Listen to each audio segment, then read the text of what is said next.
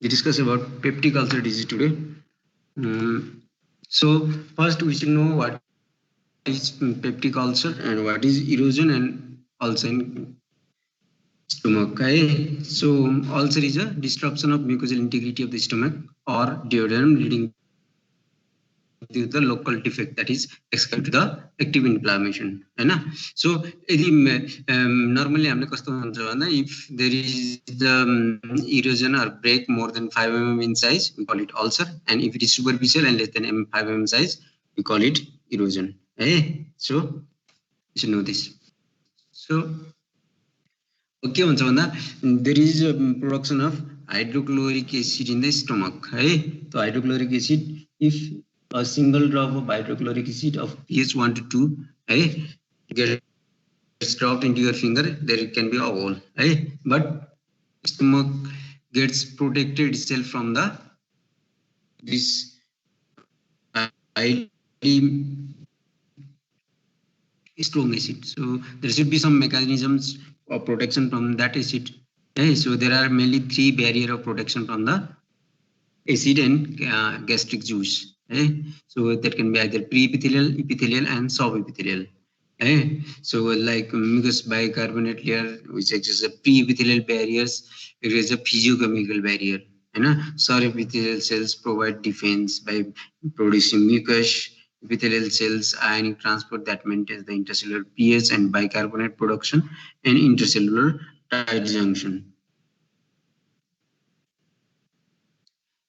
अब यो तीनवटा लेयर भयो हैन प्रिइपिथेलियलमा mucus bicarbonate and surface active पोस्फोलिपिड्सले it protects the epithelial layer from the acid and pepsin हैन इपिथेलियल सेलमा there can be cellular resistance restitution भनेको there is continuous circulation of the cell, that is तिम्रो कुनै एउटा sale damage भयो भने there will be immediate replacement हैन there is production of growth factor like prostaglandins and cell proliferation. Subepithelial production like blood flow, leukocytes can protect from the inflammation and cell injury. So there is 3 tier of protection from the acid and pepsin. So what is the role of prostaglandin in protection from the acid peptic disease? So gastric mucosa contains abundant level of prostaglandins through the blood supply that play a central role in epithelial defense mechanism by regulating the release of mucosal bicarbonate mucus inhibition of parietal cell secretion, maintenance of mucosal blood flow, epithelial cell restitution, and restitution is a migration, that is, it is not a proliferation of the neighboring mucosal cells to the defect. So restitution bada ke huncha bhane if there is some damage, there will be some migration of the surrounding epithelial cells to the site of the defect. By this mechanism, the prostaglandins helps in the formation of peptic ulcer and erosion. त्योबाट protect गर्छ. So prostaglandin E2 and prostaglandin I2 are usually formed in the different parts of the body. So prostaglandin E2 and I2 are formed from the membrane phospholipids and finally converted into the arachidonic acid. Arachidonic acid in the presence of COX-2 enzyme, which is housekeeping भनेको, it is constantly formed in the important organs like stomach, kidney, in platelet and endothelium. COX-2 चाहिँ usually inflammatory cells या उसमा जतिखेर it is needed there is activation of these cells त्यतिखेर मात्रै produce हुन्छ. So COX-2 is a inflammatory marker and COX-1 is a housekeeping, means it is constantly formed. So COX-1 finally leads to formation of thromboxane, prostaglandin I2 and E2, which finally helps in protection of gastrointestinal mucosal integrity, platelet aggregation and renal function. COX-2 leads to formation of prostaglandin E2 and I2 in the inflammatory cells. So if there is any just there is a predominance of protective factors, means the stomach is protected from the formation of ulcer and erosion. The damaging force like bicarbonate acid, pepsin, smoking, ethanol, bile acid, ischemia, NSAID, hypoxia are predominant. There will be damage of the mucosa and formation of the acid. So if there is an increase in aggressive factor, a decrease in defensive factor, just the यसमा decrease भयो, increase भयो, या increase भएर यो decrease भयो भने there will be essentially mucosal damage and formation of the ulcer. So one of the important thing you should know in the acid peptic disease is about the H. pylori, that is Helicobacter pylori. So before the discovery of the H. pylori, frequent recurrence after the initial therapy used to occur. Patient usually used to give PPI or antidin, anti-H2 antihistaminic agents, but they usually used to get recurred within the some days or weeks. So finally, when the scientists discovered the H. pylori, the most important cause of peptic ulcer, then after that, the eradication of H. pylori has greatly reduced the recurrence rate. So gastric ulcer usually occur in the late in the life, then in the duodenal ulcer with the peak of recurrence in the 6th decade. Gastric ulcer usually 6th decade ma huncha bhane duodenal ulcer usually young patient hरुलाई हुन्छ. So duodenal ulcer ma हेर्ने भने चाहिँ duodenal ulcer ma चाहिँ H. pylori and NSAID induced injury usually are the major cause of duodenal ulcer. Duodenal ulcer usually occur in the first part of the duodenum. Gastric ulcer हेर्यो भने benign gastric ulcer usually associated with H. pylori are also associated with the enteral gastritis. Antrum भनेको antrum मा inflammation छ भने that's called enteral gastritis. Then NSAID related gastric ulcer are usually not accompanied by chronic active gastritis but may have evidence of chemical gastropathy. Chemical gastropathy चाहिँ तिमीले usually that can be seen in the histopathology by pathologist. अब तिमी coming about the H. pylori. H. pylori is a spiral organism that usually reside in the gastric mucosa. Gastric mucosa ma it resides in the acid environment. So it was though it was initially discovered since 1982, but it was first reported by two scientists, that is Warren and Marshall, for which they have got the Nobel Prize in 2005. So H. pylori infection is always associated with the chronic active gastritis. But gastritis, chronic active gastritis हुँदैमा every patient with H. pylori infection does not develop the peptic ulcer disease. Only 10 to 15% patients are symptomatic and develop erosion or ulcer with the H. pylori. So only 10 to 15% patient needs treatment.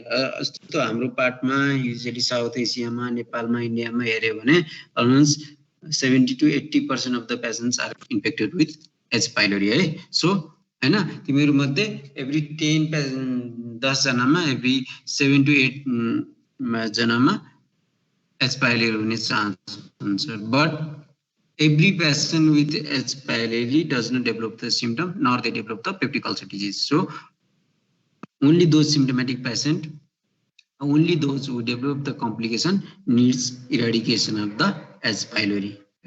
So how does H. pylori survive in such a environment? Just the acid very highly strong acid हुन्छ अनि त्यसपछि pepsin हुन्छ, we have digesting enzyme in that milieu, in that circumstances also H. pylori is surviving.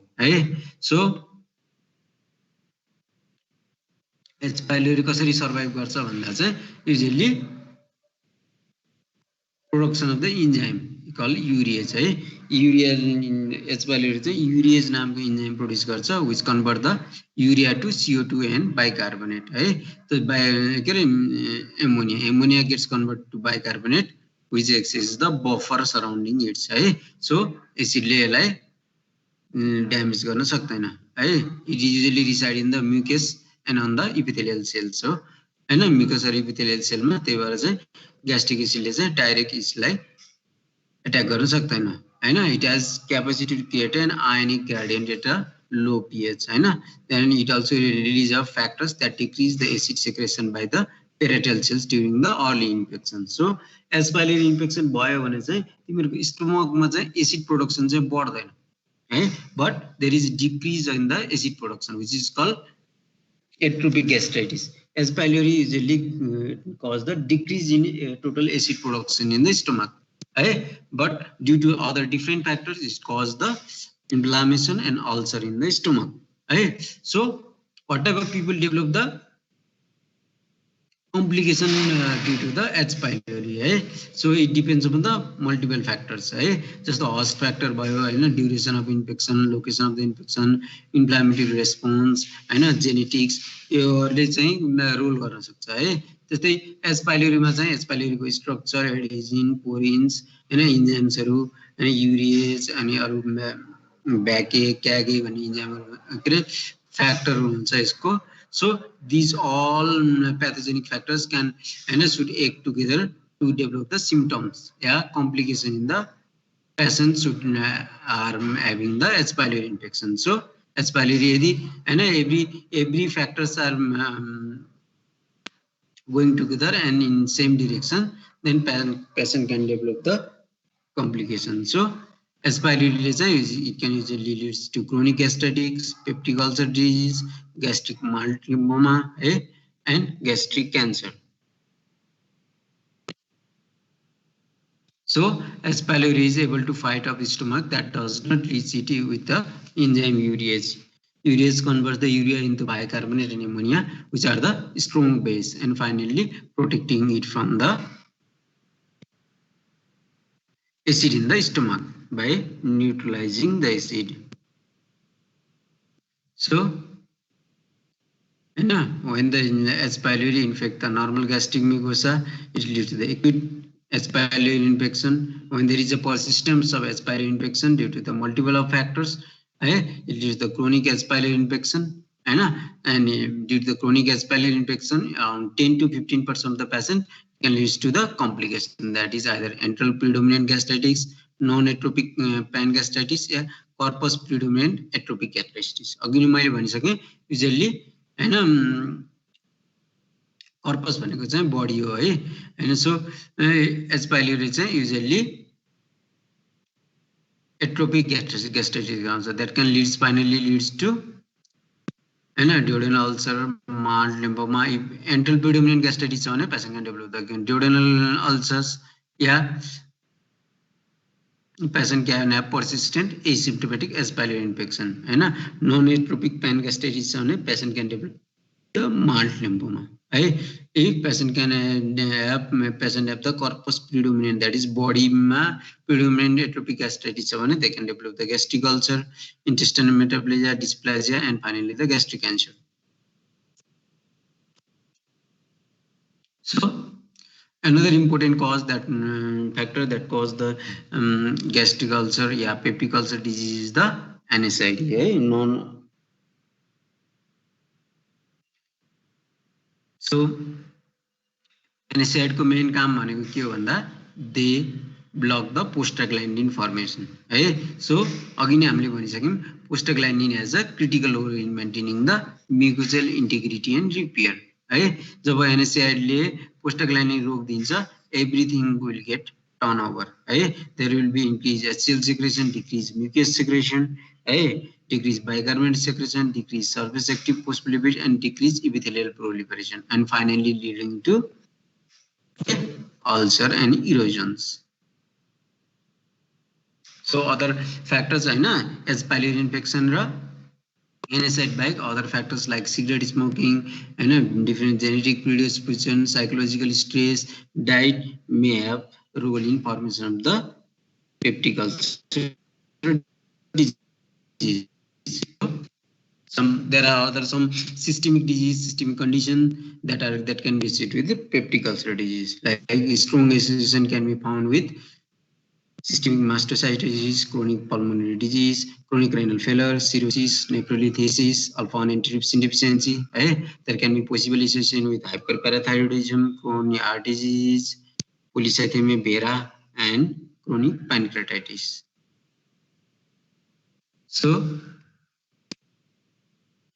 there are multiple causes that can cause ulcer in the stomach, not caused by H. pylori and NSAIDs, like infection due to the cytomegalovirus or herpes simplex virus, Helicobacter pneumoniae, drug and toxins like bisphosphonates, glucocorticoids, chemotherapy, and potassium chloride, mycophenolate, mebutil. Other factors like ischemia, radiation therapy, sarcoidosis, Crohn's disease, idiopathic hypersecretory state, basophilia, duodenal obstruction due to anal pancreatitis, all this can cause the ulcer in the stomach. So every cause of gastric or duodenal ulcer is not due to the H. pylori and NSAID intake. So when the patient have duodenal ulcer, they usually present with abdominal pain, and typically pain may occur usually 90 minutes to 3 hours after the meal and relieved by antacids and food. So the pain that occurs in the empty stomach is usually due to the duodenal ulcer, and patient may give the history of awakening from the sleep, usually and early morning pains or abdominal pains on a duodenal ulcer हुन सक्छ. But typical symptoms are usually seen in only 1/3 of the patient with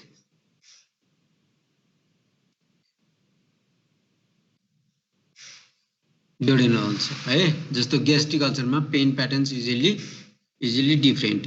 Patient मा जस्तो duodenal ulcer मा चाहिँ empty stomach मा pain हुन्छ भने gastric ulcer मा pain is usually aggravated by the gastric ulcers.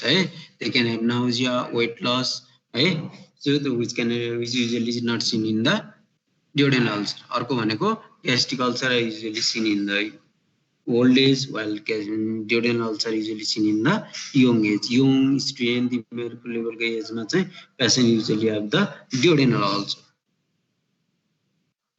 So what is the cause of pain in the ulcer is usually not clear. So possible explanations are acid-induced activation of the chemical receptors in the duodenum, enhanced duodenal sensitivity to bile acids and pepsins, altered gastroduodenal motility. So if peptic ulcer disease are not treated, it can lead to the complications like gastroduodenal bleeding, which can occur in around 15% of the patients. It can lead to the perforation usually in the duodenum, which can occur around 60% of the untreated patient, and due to the chronic inflammation, and there can be formation of a stricture which can lead to the gastric outlet obstruction, and can occur in the 1 to 2% of the patient. So how can we diagnose the gastric ulcer? So patients are usually treated on the basis of the clinical feature, but clinical features like abdominal pain are poor predictive factor for the diagnosing of the gastroduodenal ulcers. Usually multiple disease like gallstone, even gastric carcinoma can mimic the symptoms of gastric ulcer, duodenal ulcer. So most patients with symptoms have suggestive ulcer usually have non-ulcer dyspepsia. Dyspepsia भनेको चाहिँ usually the symptoms of upper GI tract like nausea, dyspepsia, bloating, and then के भन्छ pain, burning sensation, त्यसलाई चाहिँ they are collectively called dyspepsia. So patientलाई चाहिँ जुन तिम्रो ulcer like symptom हुन्छ, most of the patients do not ulcer, but they usually have non-ulcer dyspepsia. So empirical therapy is appropriate for the patient who are otherwise healthy and less than 45 years before embarking on the diagnostic evaluation. तिमीले कुनै पनि patient आयो duodenal ulcer या peptic ulcer disease को symptom को जस्तो dyspeptic symptom लिएर आछ, epigastric pain, burning sensation लिएर आछ भने you should always think of the high risk factors है हाई रिस्क फ्याक्टर भनेको रेड फ्ल्याग साइनहरु भन्छ नि जस्तो patient is more than 60 year हैन patient has history of weight loss patient has history of anaemia हैन भोमिटिङ रिकरेन्ट भोमिटिङ छ भने चाहिँ is they are the red flag sign in those patient you should always the evaluate either the blood complete blood picture USG abdomen endoscopy है यदि जाँच गरेर you should do the evaluation यदि पेशेन्टलाई केही पनि छैन यङ छ अरु कुनै कम्प्लिकेसन छैन जस्ट epigastric discomfort छ भने you can just prescribe the medication है तर यदि पेशेन्टलाई रेड फ्ल्याग साइन छ अरु केही कम्प्लिकेसन छ हैन जस्तो वेट लस छ लस अफ एपेटाइट छ भने चाहिँ you should always evaluate hey so evaluation can be either done with the traditional test hey usually barium study ma hey you can see the ulcer in the barium study is a well demarcated crater but hey barium studies are usually offset we do not do barium studies nowadays we just should know that barium study was usually a first line of test for the ulcer disease in the past है आजकल चाहिँ endoscopy हैन city इमेजिङहरु धेरै आइसकेको भएर we usually do the barium study the most important investigation in diagnosing the ulcer disease is the upper GI endoscopy it is the most sensitive and specific test हैन can lead to the direct visualization of the mucosa and we can also take the biopsy to rule out malignancy or pylori infection we can identify lesion too small to detect by the barium exam because and जुन endoscopy हुन्छ त्यसले चाहिँ around 10 times चाहिँ magnify गरेर image दिन्छ so we can detect even a small ulcer that can be not picked by the barium study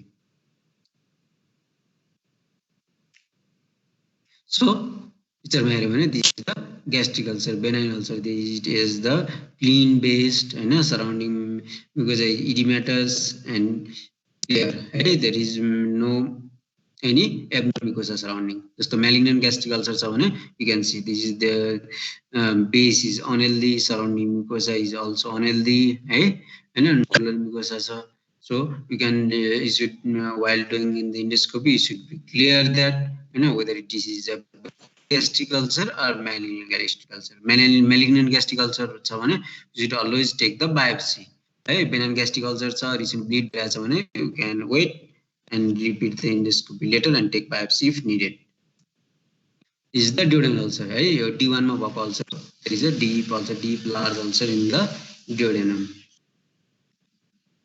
so next investigation is the detection of the H pylori okay so this is very important for you in the exam because exam ma it can be asked in your exam right what are the tests for detection of the H pylori usually we divide the test into the invasive test and non-invasive test right invasive test ma usually we need the endoscopy and biopsy while that in non-invasive test can do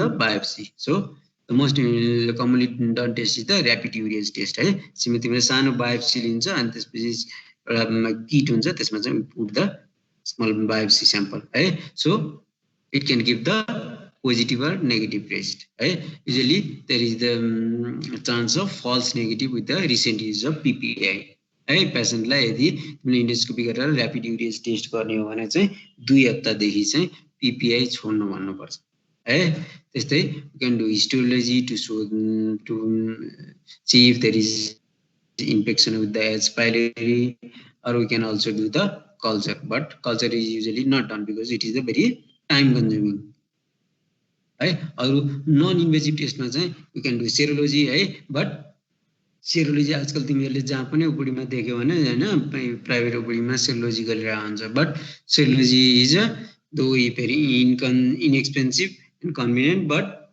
it has very low specificity जस्तो पेशेन्टलाई पहिला पास्टमा H pylori infection भएको छ भने नि serology can still be positive so it usually serology is done for epidemiological study अर्को भनेको urea blood test है हैन युरिया ब्लड टेस्ट चाहिँ किन भन्दा अघि नै मैले भनिसके H. pylori can have very high capacity of degrading the urea into ammonia and carbon dioxide. So you can give the 14 C leveled urea to the patient to drink है अनि त्यसपछि हामीले चाहिँ त्यसको लेभल चाहिँ we can detect in the breath है breath मा चाहिँ हामीले चाहिँ 14 कार्बन को 14 वाला जुन हुन्छ नि आइसोटोप हुन्छ usually detect in the breath. Though it is a rapid and useful test, it is usually done for the follow-up. जस्तो पेशेन्टलाई तिमीले ट्रिटमेन्ट गर्यो देन पेशेन्ट युरिया ब्रेथ टेस्टमा चाहिँ हैन इराडिकेट भयो कि भएन भनेर चाहिँ we usually do the urea breath test. Other is the stool antigen test. So you should know what are the invasive tests and what are the non-invasive tests in the detection of the H. pylori. So we have multiple drugs for treatment of the peptic ulcer disease. Most commonly used drugs are the antacid, H2 receptor antagonist, and proton pump inhibitors. So antacids ma तिमीहरुले usually diazine हैन यस्तो usually magnesium or aluminum compounds are used as the antacid that usually gets the rapid neutralization of the acids and give the rapid symptomatic relief. अरु भनेको चाहिँ H2 receptor antagonist like ranitidine, famotidine, nizatidine. So these drugs are most commonly used and they are very cheap. अर्को भनेको proton pump inhibitors like omeprazole, lansoprazole, ariprazole, pantoprazole, esomeprazole हैन अहिले आएको नयाँ चाहिँ elaprazole भन्ने छ है. So these are the very effective drug हैन. They are usually of same efficacy but of different outcomes as side effect profile in the different people. So when the safe drug भनेको चाहिँ rabiprazole and pantoprazole हो. तिमीले कहिलेकाहीँ उपरीमा prescribe गर्नु पर्यो भने you should always prescribe these two drugs है. अरु पेशेन्टलाई मल्टिपल कोमोर्बिडिटी छ कम्प्लिकेसन छ भने you should not prescribe omeprazole, esomeprazole, lansoprazole चाहिँ प्रिस्क्राइब गर्नु हुँदैन. Usually on other drugs we have the mucosal protective agents like sucralfate हैन prostaglandin analogs like misoprostol and bismuth containing compounds like bismuth subsalicylate. अरु भनेको if patient is infected with the H. pylori and then there is a complication like ulcer formation, there is bleeding, so we should give the patient H. pylori eradication therapy. So H. pylori eradication therapy में चाहिँ normally के हुन्छ भन्दा we give PPI with antibiotics. So there will be around 2 weeks and 10 days to 2 weeks course of antibiotics. Most commonly used regimen is the PPI plus clarithromycin plus amoxicillin. जुन यो 3 नम्बरमा लेखेको छ is the most commonly prescribed. That is you can prescribe any PPI either omeprazole, lansoprazole, pantoprazole, that plus clarithromycin 500 mg/d and amoxicillin 500 mg/d. So this is the most commonly prescribed. Other are levofloxacin based therapy like levofloxacin, amoxicillin and pantoprazole, and metronidazole based therapy, metronidazole, pantoprazole, metronidazole and clarithromycin. These all are given for the 2 weeks. But the problem with metronidazole is it has very high resistance H. pylori in our country. So we usually do not prescribe the metronidazole based therapy. We can either give the levofloxacin based therapy, clarithromycin and amoxicillin based therapy. अर्को भनेको चाहिँ quadruple therapy हो. पेशेन्टलाई कति पेशेन्टहरुलाई चाहिँ यो triple base थेरापीले चाहिँ improve हुँदैन हैन. You can give quadruple therapy. That is proton pump inhibitor. Proton pump inhibitor भनेको pantoprazole, ariprazole, lansoprazole भयो, bismuth subsalicylate, metronidazole and tetracycline for 2 weeks. अर्को भनेको चाहिँ सिक्वेन्शियल थेरापी भन्ने पनि छ. सिक्वेन्शियल थेरापीमा चाहिँ हामीले चाहिँ omeprazole या lansoprazole या अरु कुनै PPI चाहिँ we give 20 mg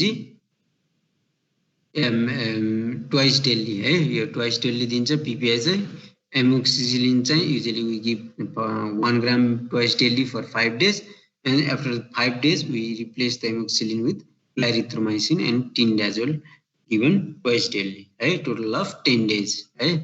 And omeprazole should be continued for total of 14 days. So it is also a 14 days therapy. अब पहिला चाहिँ के हुन्छ भने there were before the discovery of proton pump inhibitor and before the discovery as pylori, हैन, complication due to the peptic ulcer disease was very common, हैन. Patient like peptic ulcer को complication like bleeding, perforation, yeah, stricture formation was very common, हैन. So surgical therapy was very common at that time, but after the discovery of PPI, the role of surgery has decreased significantly. Still, some patients can develop the complications. So, surgical therapy को indication भनेको mainly medical refractory therapy हो. तर medical refractory therapy in present context, in the present era of TS pylori therapy and proton pump inhibitor is very rare. So we mainly reserve the surgical therapy for ulcer related complications like bleed, stricture and ulcer formation. So there are 3 different kinds of ulcer, duodenal ulcer surgery, that is vagotomy and drainage by either pyloroplasty, gastroduodenostomy or gastrojejunostomy. Vagotomy गरेपछि के हुन्छ भने vagus nerve लाई चाहिँ हामीले काट्दिन्छौँ. Vagus nerve is a nerve that leads to stimulation of the gastric mucosa for secretion of the acid, है. Vagotomy गरिसकेपछि फेरि अर्को के प्रब्लम के आउँछ भने vagus nerve also helps in propulsion of the gastric contents into the duodenum, है. तिमीले भ्यागोटोमी गर्यो भने चाहिँ ट्रङ्कल भ्यागोटोमी भन्छ यसलाई चाहिँ. मेनली ट्रङ्कल भ्यागसको ट्रङ्क नै काट्दियो भने के हुन्छ भने there will be decrease in the acid secretion. Along with that, another problem what will come is there will be difficulty in drainage of the food in the stomach to the duodenum, है. यहाँबाट propulsion नै हुँदैन. So you should aid the drainage surgery like either pyloroplasty भनेको पाइलसलाई हामीले काटेर ठुलो बनाइदिन्छ, या ग्यास्ट्रोड्युडेनोस्टोमी stomach र duodenum, हैन, पाइलस काटेर we directly aid stomach to the duodenum, yeah we do gastrojejunostomy. Gastrojejunostomy चाहिँ के हुन्छ भने stomach चाहिँ side to side, हैन, jejunum सँग जोड्दिन्छ. So we can do either gastroduodenostomy, gastrojejunostomy or pyloroplasty. We also can do highly selective vagotomy, है. Highly selective vagotomy मा चाहिँ जुन यो बडीमा तिम्रो एसिड सेक्रेसन गर्ने मेन पार्ट हुन्छ, त्यहाँ सप्लाई हुने भागस नर्भको पार्ट चाहिँ हामीले काट्दिन्छ. बाँकी जुन एन्ड्रममा सप्लाई भइरहेको भागोटोमी के रे भागस नर्भ हुन्छ, द्याट इज कल्ड नर्भ सब ल्याटर जेट, त्यसलाई चाहिँ हामीले प्रिजर्भ गरिदिन्छ. त्यसपछि के हुन्छ भन्दा पेसेन्टले एसिड सेक्रेसन कम हुन्छ एन्ड पोपल्सी फोर्स पनि बचिराख्छ. सो हैन, ड्रेनेज सर्जरी चाहिँ गर्नु पर्दैन. तर यी दुईटाको मेन इस्यु चाहिँ के छ भन्दा भ्यागोटोमी, ट्रङ्कल भ्यागोटोमी, भ्यागसको ट्रङ्क नै काट्दियो भने चाहिँ युजुअली पेसेन्टलाई चाहिँ रिकरेन्स हुने भनेको सिम्पटम रिकरेन्ट हुने या प्रोब्लम रिकरेन्ट हुने चान्स चाहिँ कम हुन्छ. बट हाइली सेलेक्टिभ भ्यागोटोमी गर्यो भने चाहिँ तिमीहरूले यो चाहिँ यो ड्रेनेज सर्जरी चाहिँ गर्नु परेन, तर पेसेन्टलाई रिकरेन्स हुने चान्स चाहिँ धेरै हुन्छ. Other surgery is the vagotomy with antrectomy, हामीले एन्ड्रम नै काट्दिन्छ. So I'll give short introduction about the Zollinger-Ellison syndrome. Zollinger-Ellison syndrome usually causes the severe peptic ulcer secondary to the gastric acid hypersecretion due to the unregulated gastric release from the non-beta cell endocrine tumors. So Zollinger-Ellison syndrome is a endocrine tumor. Gastrinoma. Gastrinoma like gastrin is due to the increased secretion of the acid from the stomach. So if there is the gastrinoma, that is tumor of gastrin formation, is due to the unregulated release of the acid from the stomach. If there is a incidence around 0.1 to 1% in present with the peptic ulcer disease, males are more common and typical age is of 30 to 40 years. It can either occur with the sporadic disease or associated with the multiple endocrine neoplasia type 1. So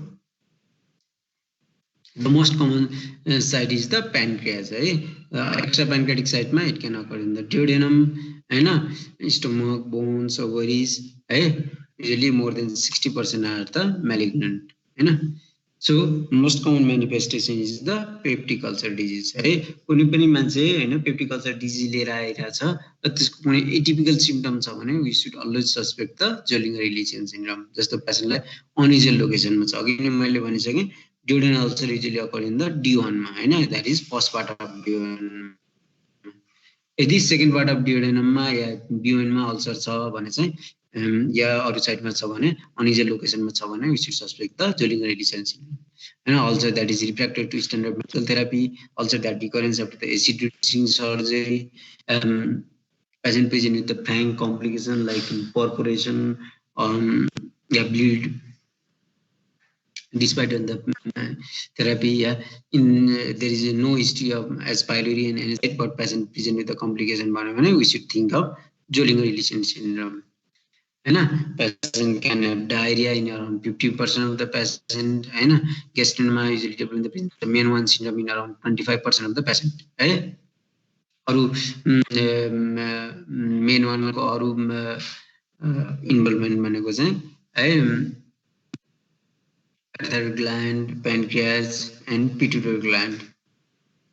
So treatment of Zollinger Ellison syndrome is PPI, proton pump inhibitor like pantoprazole, laiprazole. If we can detect the site of the tumor, the treatment of choice will be surgery and resection of the tumor. But tumor ekdam सानो हुन्छ, it will be very difficult to detect the tumor. Thank you.